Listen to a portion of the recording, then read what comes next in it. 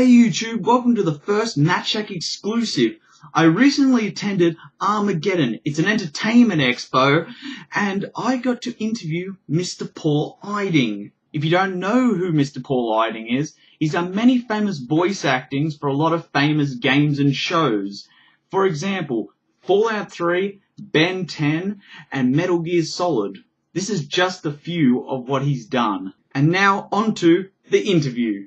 So Mr. Paul Eiding, what got you into voice acting?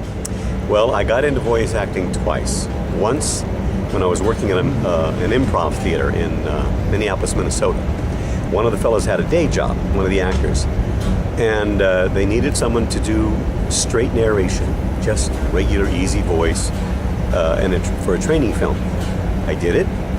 They liked what I did, and they called me in again and again.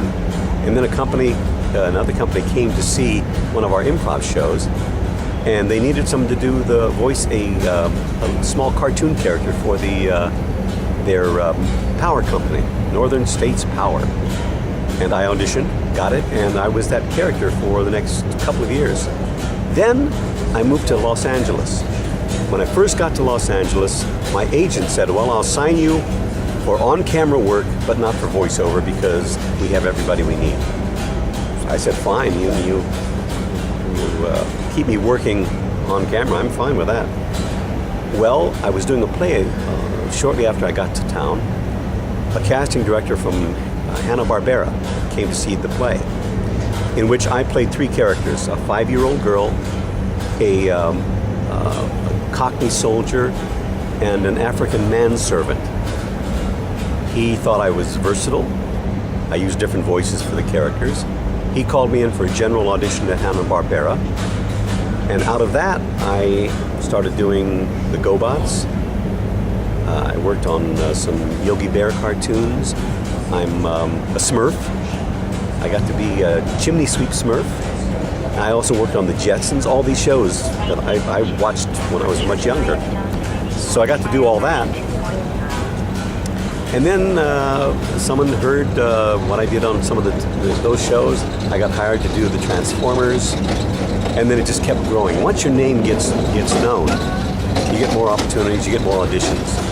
And then from that came the video games, Metal Gear Solid, Fallout 3, some of my favorite, Final Fantasy 7. So I've just been real lucky. That's how I got started. And to finish off, final question. Yeah. If you didn't get into voice acting, what else would you have gone into? Oh, I would have to I would have been an actor no matter what. Whether on stage, the TV work I've done, film work I've done. I love doing TV. I got to do Star Trek. I did a guest star as one of the Ambassador Loquel, which I loved.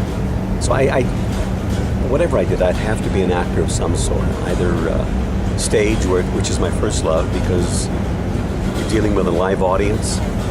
You're getting that immediate feedback. You know whether you're succeeding or whether you're not touching anyone, and an audience lets you know.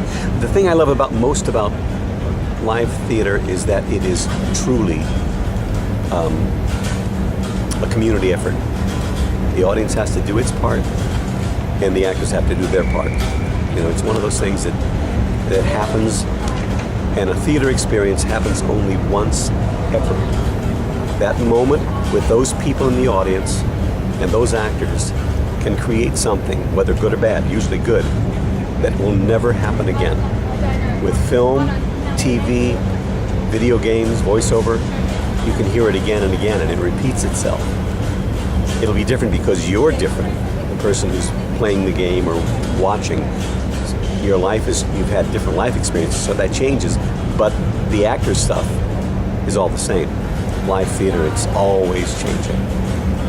Thank you again. Totally my pleasure.